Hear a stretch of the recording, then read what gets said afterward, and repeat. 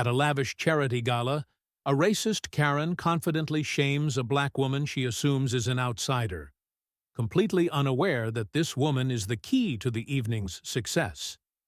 As the night unfolds and tensions rise, the shocking truth about her identity will force everyone to confront their biases and prejudices in a powerful confrontation that challenges the very foundations of privilege and respect. Before we dive into this eye-opening story, don't forget to subscribe, like, and let us know in the comments where you're watching from. The ballroom of the Grand Hall was aglow with crystal chandeliers casting a golden light over velvet-draped tables and an elegant, seated crowd. Socialites, CEOs, and top philanthropists mingled over cocktails, each one dressed to impress. This charity gala was the pinnacle of the social calendar, and Sarah Caldwell made sure she had the best seat in the house. With her designer gown, diamond earrings, and perfectly styled blonde hair, she looked every bit the elite socialite she considered herself to be. Sarah's smile was polite but distant as she nodded at people she knew well but rarely spoke to. This was not just a night of charity. It was a night of networking, the chance to meet influential people who might help her or her husband's business interests. Her evening was going smoothly until she noticed someone who, in her opinion, looked very out of place. A black woman in a simple, elegant, but unremarkable dress was standing by one of the tables near the entrance. Her hair was styled in a low bun, and her makeup was understated. While she seemed composed and confident, there was something about her that immediately irritated Sarah. She couldn't help but stare, wondering who this woman thought she was, standing among the city's elite. To Sarah, it seemed clear that the woman didn't belong. Sarah's friend, Beth, noticed her gaze and raised an eyebrow. "Something wrong?" "Oh, nothing," Sarah replied with a smirk. "Just wondering when they started letting the waitstaff mingle with the guests." Beth's eyes widened and she laughed, albeit nervously. "Maybe she's a guest?" "Please," Sarah scoffed, taking a sip of her champagne. "If she is, I'm a ballerina. I'd bet anything she's someone's assistant or maybe a caterer who decided to wander in. She looks completely out of place." Beth shrugged, looking uncomfortable but didn't argue. Sarah's judgments were rarely challenged, especially in her social circle. After all, she came from a long line of old money, and she liked to think her instincts about people were finely tuned. To her, appearances mattered more than anything, and this woman's presence was like a splinter in her evening. As the evening went on, Sarah couldn't help but keep tabs on the woman. She noticed her moving confidently from table to table, chatting briefly with a few guests, and receiving warm smiles in return. Sarah found it infuriating. "Why is everyone acting like she belongs here?" she thought, her annoyance simmering under a polite smile. After a while, she decided she'd had enough. She was tired of seeing this woman act like she was part of the crowd, and Sarah decided to put her in her place. She walked up to her, flashing a bright, artificial smile. "Hi there! I couldn't help but notice you," Sarah said, her tone dripping with forced friendliness. "Are you with the catering staff, or maybe an assistant to one of the guests?" The woman raised her eyebrows, clearly taken aback by the question. "No, actually, I'm a guest," she replied politely, her tone calm but direct. "Oh, my apologies," Sarah said, pretending to laugh. "I just assumed, well, you seemed different from the usual crowd." The woman's expression didn't falter, but Sarah thought she saw a flicker of annoyance. Still, the woman remained poised. "I'm here to support the charity, just like everyone else," she replied, her voice steady. Of course," Sarah said, waving her hand dismissively. She leaned in as though sharing a secret. "You know, there's no need to pretend. We're all here for the same cause, but I've been coming to these events for years, and I recognize most of the regulars. You just seemed new." The woman's eyes narrowed slightly. "Well, perhaps you don't know everyone," she replied. There was an edge to her tone now, and Sarah felt a flicker of irritation at the defiance. "I suppose you're right," Sarah said, her smile slipping. "It's just that, well, these kinds of events aren't for everyone. It takes a certain understanding of the community to really fit in, you know?" The woman met her gaze with a quiet intensity. "I think I understand more about this community than you might realize," she replied coolly. "I've been supporting causes like this for years." Sarah chuckled, waving a dismissive hand. "Oh, that's adorable. You've been supporting causes." "Well, I suppose everyone does their little part," she said, unable to keep the condescension out of her voice. "You know, there's a huge difference between writing a small check and really being a part of this world. It's more than just showing up in a nice dress." Beth, who had been watching the exchange, looked horrified, but didn't intervene. Sarah's words hung in the air, and a few other guests had started to notice the conversation, their eyes flickering with discomfort. But Sarah didn't care. She felt as if she was doing a public service by pointing out the difference between those who truly belonged and those who merely dabbled. The woman's expression remained controlled, but there was a spark of defiance in her gaze. "I appreciate your insights," she said, her voice calm yet firm. "But I can assure you, I'm not here by accident." Sarah tilted her head, a mocking smile on her lips. "Well, I'm sure you're here for the free food and wine as much as anyone. But these events are really about connections and influence," she said, emphasizing the last words. "And, honestly, if you want to be taken seriously in this world, it helps to know a few people." The woman's jaw tightened slightly, but she simply nodded. "Thank you for the advice," she said quietly. Then, without another word, she turned and walked away, leaving Sarah feeling both triumphant and a little annoyed that she hadn't gotten the last word. As the woman moved to another part of the room, Sarah muttered under her breath, "The nerve. She thinks she can just waltz in here and act like one of us." Beth shifted uncomfortably. "I don't know, Sarah. Maybe she's someone important? You never know these days."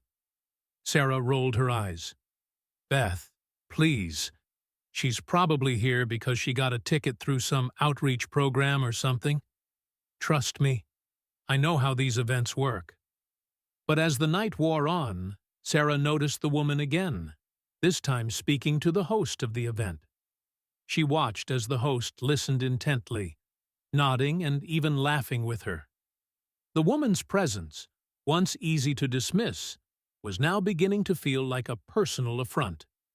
As the clock struck 9, the evening program began, and the crowd hushed as the host took the stage. Sarah settled into her seat, finally ready to enjoy the night without any more distractions. But as the host began his speech, her irritation flared once again as he announced that the charity's largest single donor was in the audience tonight. She has been a beacon of support, not only through her generous contributions, but also through her relentless advocacy for social equity, he said, his gaze sweeping the crowd. "Tonight, we're honored to have her with us as our keynote speaker." Sarah watched, dumbstruck, as the host extended his hand toward the very woman she'd dismissed and humiliated. "Ladies and gentlemen, please join me in welcoming our biggest supporter, Alicia Carter." Sarah's mind buzzed with disbelief, her fingers tight around the crystal stem of her wine glass. Alicia Carter. The name didn't mean anything to her, and yet here was this woman, the one she'd thought of as out of place, and maybe even intruding on the gala, being introduced as the keynote speaker and largest donor. Sarah was too stunned to clap, frozen in a blend of disbelief, frustration, and irritation that she couldn't mask. People around her rose to their feet, applauding enthusiastically. Some even exchanged murmurs of admiration for Alicia Carter's work, describing her contributions as inspiring and game-changing. Sarah listened to their praise with a growing sense of unease and embarrassment. For years, she'd prided herself on being part of the most elite circles, always knowing the most powerful people in the room. Yet somehow, she'd managed to overlook this woman's significance entirely. Alicia walked up to the stage with a calm confidence that only fueled Sarah's annoyance. Dressed simply but elegantly, Alicia's poise was undeniable, as though she'd always belonged here, perhaps even more than Sarah herself. Sarah's face flushed with resentment as she stared at Alicia's calm, composed demeanor, one she could only envy. As Alicia began her speech, her voice was clear and assured. She started by thanking everyone for their contributions to the cause, speaking warmly about the organization's mission and the importance of community efforts. The guests listened attentively, and Sarah squirmed, feeling as if she were watching some sort of show put on just to humiliate her. "Throughout my journey," Alicia said, her voice steady, "I've had the privilege to meet incredible people who understand that true generosity is not about appearances or status. It's about the impact we have on the lives of others." Sarah's jaw clenched. Alicia's words felt pointed, almost like a subtle jab aimed at people like her. People who think they're superior because of their wealth or connections, she thought bitterly. She knew her assumption about Alicia earlier had been off, but she was unwilling to back down and admit she'd misjudged her so completely.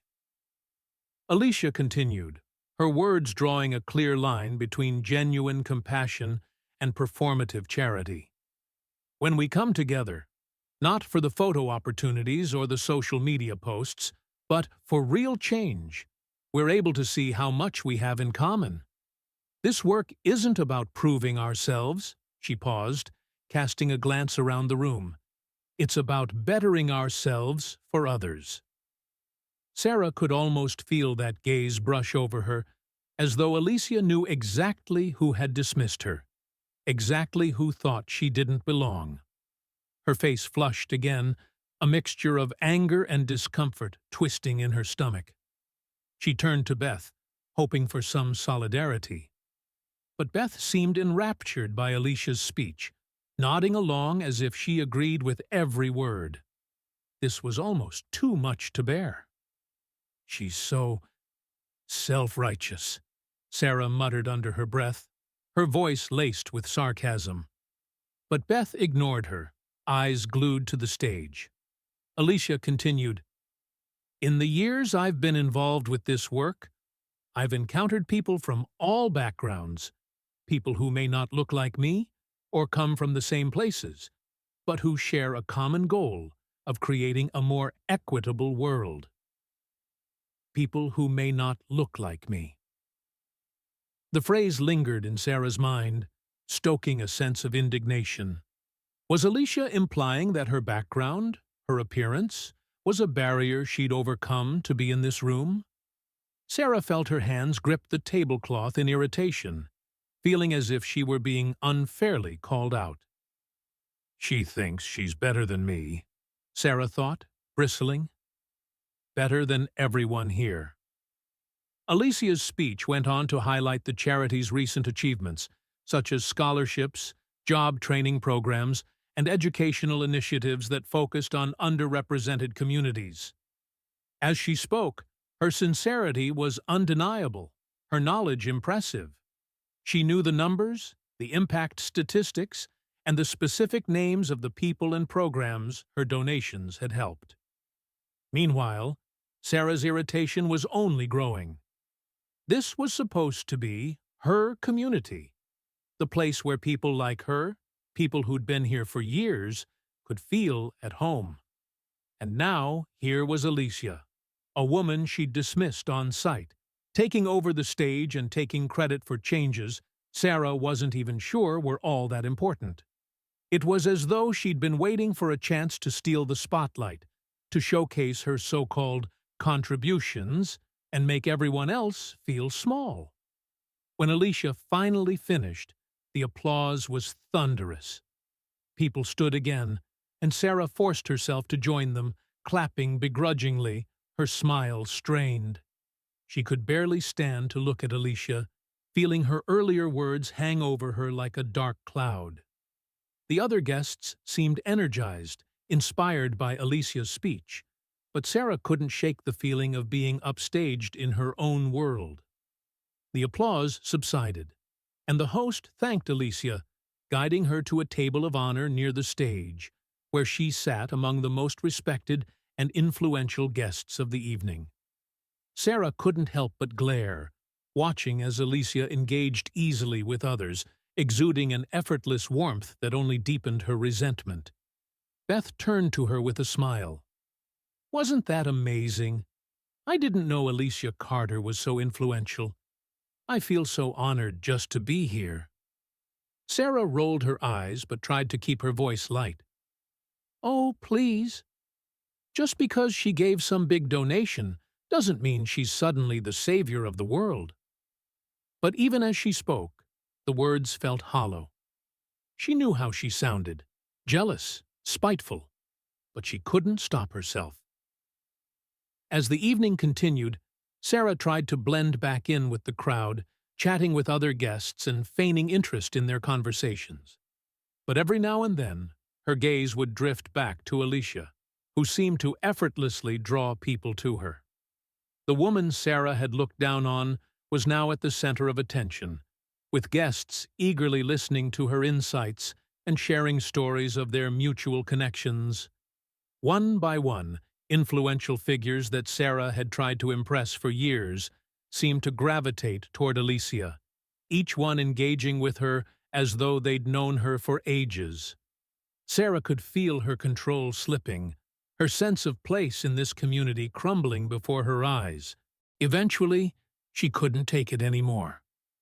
Fueled by a mixture of jealousy and indignation, she approached the table where Alicia was sitting, her expression carefully composed, but her voice holding an edge. "I just wanted to say, Ms. Carter, that your speech was very interesting," she said, forcing a smile. "It's always nice to see new faces contributing to these causes." Alicia looked up at her, meeting her gaze with a polite but knowing smile. "Thank you, Sarah. I appreciate your words," she replied, her voice calm. Sarah's smile faltered slightly. "You know, I've been attending these events for years, and it's nice to see the charity attracting a more diverse group of supporters," she said, her tone carefully measured. Alicia's polite smile didn't waver. "Well, it's people like you who make events like these so impactful. After all, everyone here has their own way of supporting the cause." Her words were polite, but there was an underlying firmness in her gaze that unnerved Sarah. She felt as though Alicia saw right through her, as though she knew exactly what she'd thought earlier, and it made Sarah's stomach twist. "Oh, absolutely," Sarah said, her voice more forced now. "I mean, we all contribute in our own ways, even if some people are new to the scene." Alicia nodded, her smile unwavering. "Yes, and I'm grateful to be here. I've worked hard to make a difference, not just in name, but in action." Her gaze held Sarah's, a glint of understanding in her eyes that made Sarah feel exposed. After an uncomfortable pause, Alicia turned back to her table, dismissing Sarah with a grace that stung. Sarah felt her face flush as she turned away, feeling as though she'd been put in her place without Alicia even needing to say it outright. The rest of the evening passed in a blur of frustration and embarrassment for Sarah. Everywhere she looked, people were talking about Alicia, praising her work, and sharing how inspired they felt by her speech. Sarah's carefully constructed image felt like it was shattering around her. And by the time the night ended, she was desperate to leave, feeling humiliated in a way she hadn't anticipated. Sarah could hardly sleep that night.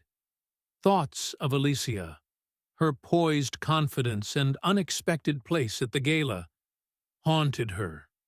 In her mind, Alicia Carter had become a rival, someone who had intruded upon Sarah's world and stolen her place in the spotlight. But beneath her simmering resentment was another feeling, one that Sarah couldn't shake: shame. As much as she hated to admit it, Sarah knew she'd been wrong in her assumptions. Alicia wasn't some unimportant guest sneaking in for a free meal.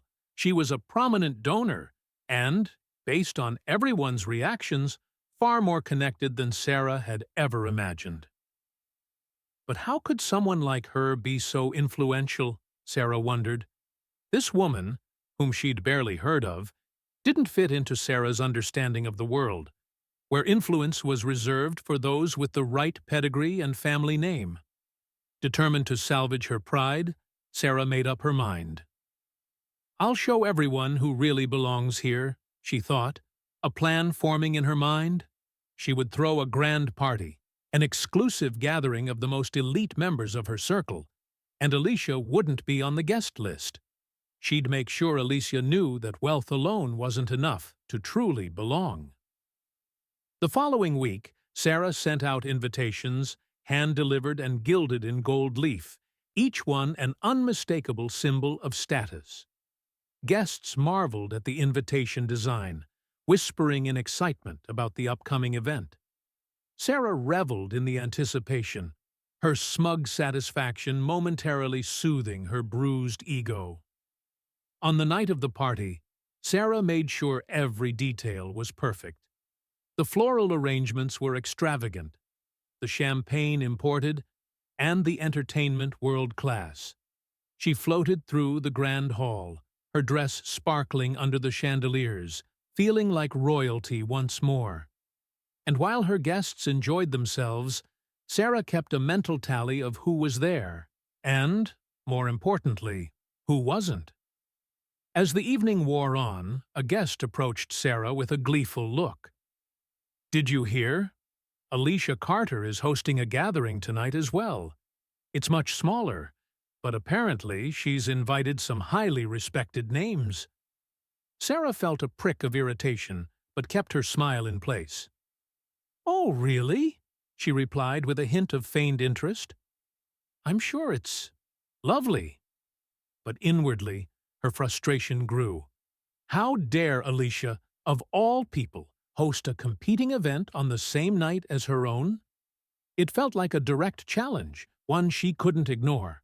Over the next few days, Sarah's need to reassert her social standing intensified.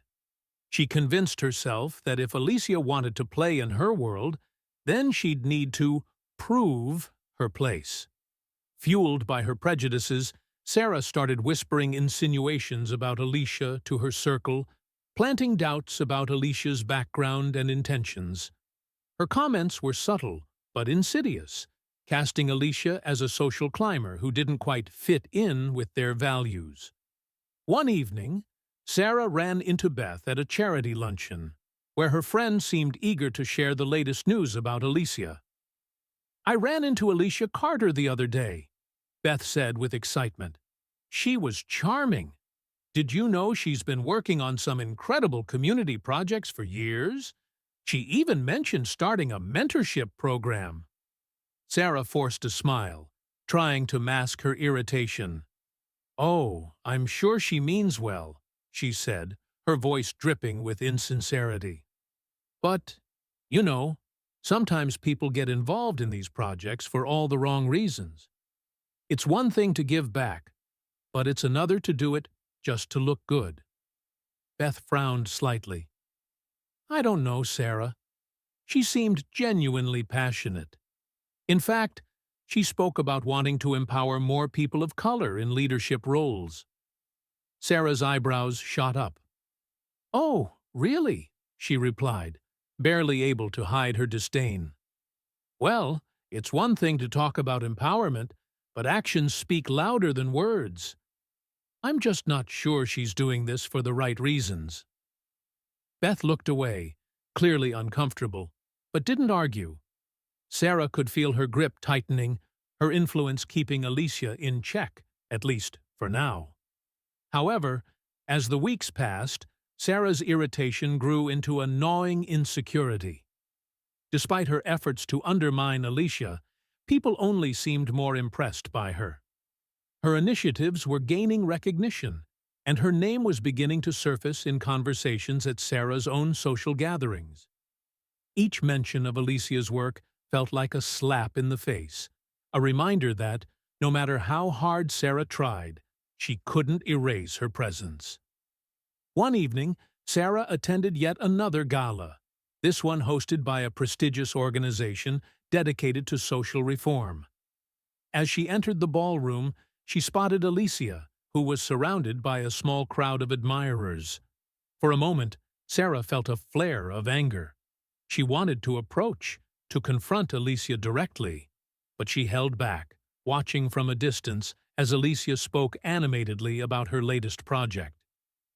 "And we're partnering with local schools to bring STEM programs to underfunded neighborhoods," Alicia was saying. "These students deserve the same opportunities as anyone else, and I believe it's our responsibility to make that possible."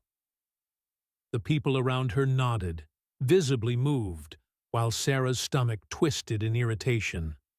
She couldn't understand how Alicia could command such respect and admiration, especially in a space where Sarah felt she should be the most recognized. Unable to bear it any longer, Sarah finally approached, her voice dripping with thinly veiled contempt. "Ms. Carter, I had no idea you were so involved in these initiatives," she said, forcing a smile. "It's impressive that you've managed to make such an impact so quickly. I suppose some people don't need years of experience to feel like they belong." Alicia met her gaze, unflinching. "Thank you, Sarah," she replied, her tone calm but with an edge of steel. "But I don't do this work for recognition or approval. I do it because it's necessary, and because I know what it's like to be overlooked and underestimated." Her words hung in the air, hitting Sarah with a force she hadn't expected. Alicia's calm confidence made her feel small, petty even. She struggled to maintain her composure, but the cracks in her mask were beginning to show. "Oh, I'm sure," Sarah said with a forced laugh, trying to regain control of the conversation. "It's just that, you know, some people have a certain presence that can't be learned. It's about upbringing, really, understanding tradition, and knowing how to truly fit in." Alicia's eyes hardened, her polite smile never wavering. "I believe that making a difference is about empathy, not just tradition," she replied. "It's about seeing value in people who may not fit our preconceived notions. After all, we can't expect everyone to fit into narrow boxes." The crowd around them shifted, sensing the tension. Sarah felt a prickle of embarrassment, realizing she was losing control of the conversation. She glanced around, her cheeks flushing as she saw that others had noticed her discomfort. Trying to save face, she forced another laugh. "Well, it's all very inspiring, Ms. Carter. But sometimes the best intentions can be misinterpreted," she said, a hint of condescension slipping into her tone. "It's easy to think we're helping when, really, we're just imposing our own ideas on others." Alicia's smile faded slightly, her gaze piercing. "Sarah, I'm here because I want to make a meaningful impact, not to prove a point," she said, her voice steady. "But if my presence here challenges certain assumptions, then maybe that's part of the impact, too." Sarah felt her pulse quicken, her face growing hot as Alicia's words sank in. It was as though Alicia had peeled back the layers of Sarah's carefully constructed image, exposing the insecurities and prejudices beneath. She felt naked, vulnerable, and utterly humiliated. Unable to maintain her composure, Sarah muttered an excuse and hurried away, her heart pounding. She could feel the stares of those around her, whispers trailing in her wake.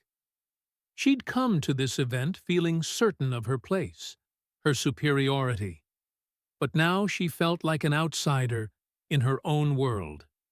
As she left the gala, her mind raced with conflicting emotions.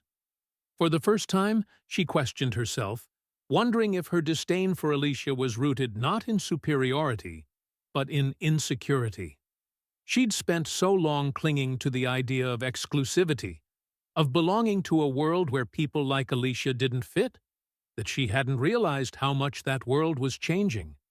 But change or not, Sarah wasn't ready to let go.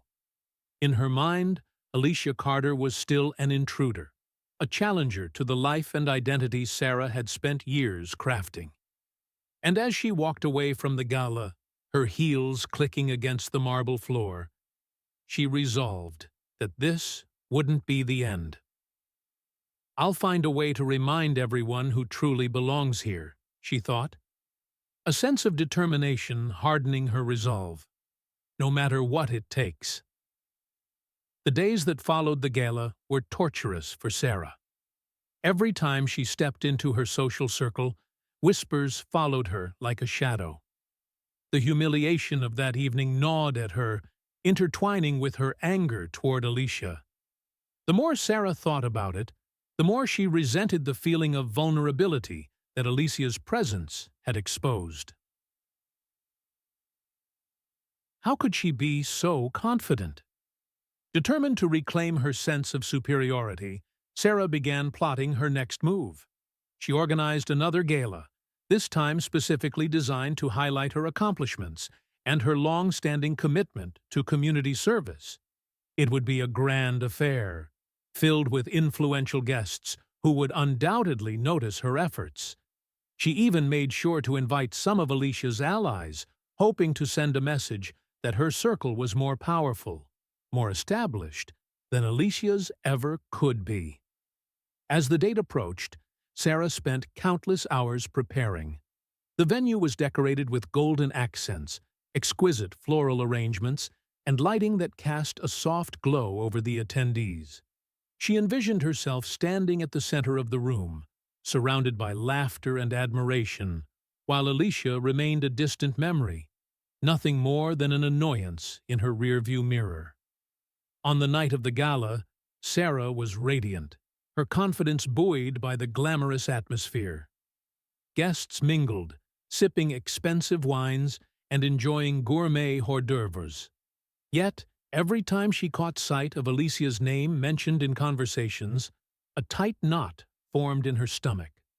Midway through the evening, she spotted Alicia at another gala across town, her own event filled with attendees who were laughing and engaging in deep conversations. The sight ignited something deep within Sarah, a rage that felt almost uncontrollable. "Who does she think she is?" Sarah thought, watching from afar, her heart pounding in her chest. Finally, with a glass of wine in one hand and her mask of confidence in place, Sarah resolved to confront Alicia directly. She hadn't invited her to her gala, but she heard that Alicia was planning to attend as a guest at another nearby event. Fueled by a mix of jealousy and determination, Sarah arrived at the other gala, where she was immediately struck by the sheer contrast between the two events. This gathering buzzed with energy and warmth, conversations flowed freely, and people appeared genuinely interested in one another. It was everything Sarah had hoped for at her own gala, and yet she felt utterly out of place. As Sarah scanned the crowd, she finally spotted Alicia in the center of a group of attendees, effortlessly engaging them with her insights about community work and change. The glow of admiration around Alicia was palpable. Fueled by rage, Sarah strode toward them, her mind racing. "Excuse me, Alicia," Sarah called out, her voice cutting through the chatter. The crowd quieted slightly as all eyes turned toward her, surprise evident on their faces. Alicia looked up, her expression calm yet curious. "Sarah," she greeted, her voice warm despite the tension that hung in the air. "What brings you here?" "I thought it was time to put a stop to your little charade," Sarah said, her tone sharper than she intended. "You think you can just waltz in and take over every event, act like you're some sort of expert on philanthropy, when really, you're just playing the part." The crowd shifted, their discomfort palpable. Sarah's heart raced as Alicia's smile faded, replaced by a look of disappointment. "I'm not trying to take over anything, Sarah. I'm simply trying to make a difference," Alicia replied, her voice steady. "Is that what you call it? Making a difference?" Sarah spat, her voice rising with indignation. "Because all I see is someone trying to climb the social ladder, pretending to care about communities you don't even belong to." Alicia shook her head, a hint of sadness in her eyes. "You're wrong, Sarah. This isn't about me. It's about the work we can do together. You could be a part of it, if you let go of these misguided assumptions." "Misguided assumptions?" Sarah scoffed, her anger boiling over. "You don't know anything about me, about my life or the work I've done. You've waltzed in here, pretending to care, but you don't know what it's like to have to fight for your place.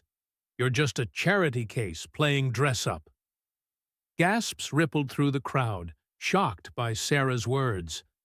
Alicia stood silent, her expression a mixture of disappointment and resolve. "You really think that's all I am?" she asked quietly, a fire in her voice that contrasted with her calm demeanor. "You're letting your biases blind you, Sarah. This isn't about status or privilege. It's about understanding the humanity in each other." "Humanity?" Sarah repeated, incredulous. "You think you can lecture me on humanity? You've never had to work hard to prove yourself like I have. You don't belong here, and you never will." Suddenly, the crowd erupted into murmurs of disapproval, the tension thickening in the air.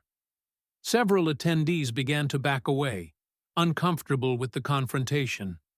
Sarah's breath quickened. She felt cornered, her facade of confidence shattering as Alicia's gaze pierced through her defenses. "You're right," Alicia said, her voice steady. "I'm not trying to take your place. But if you think that belittling others will keep you where you are, then you're wrong. This world is changing, Sarah. People are tired of narrow-mindedness and exclusion." The tension reached a breaking point as Alicia's words hung in the air. Sarah felt her breath hitch, the realization hitting her like a ton of bricks. She was being called out, not just for her actions, but for the prejudices she had harbored for so long. In that moment, something within her shifted. The years of feeling superior, of clinging to her status as a shield, crumbled. "You don't understand," she shouted, desperation creeping into her voice. "You don't know what it's like to feel threatened, to feel like everything you've worked for is slipping away." The crowd fell silent, and Sarah felt tears prick at the corners of her eyes. "What have I become?" she thought. The realization of her own biases, her deep-seated fears and insecurities, crashed over her like a wave. Alicia's expression softened, empathy replacing the earlier tension. "I do understand, Sarah. I've faced those challenges too. But lashing out at others won't solve anything. We need to uplift each other, not tear each other down." But it was too late. The crowd had grown restless, whispers turning to outright disapproval. "You need to leave, Sarah," one attendee finally said, stepping forward. "This isn't how we treat each other. You've crossed a line." "No, please, Sarah stammered, but the tide had turned. The realization of what she'd done sank in, the weight of her own prejudice crashing down around her. As the crowd moved to escort her out, Sarah felt her defenses crumble entirely. She stumbled back, her eyes wide with disbelief as tears streamed down her face. The humiliation of being thrown out, of being confronted with the very biases she had denied for so long, overwhelmed her. "No!" she cried, her voice breaking. "I'm sorry! I didn't mean it!" But it was too late. The door closed behind her, the echoes of the gala fading into the night.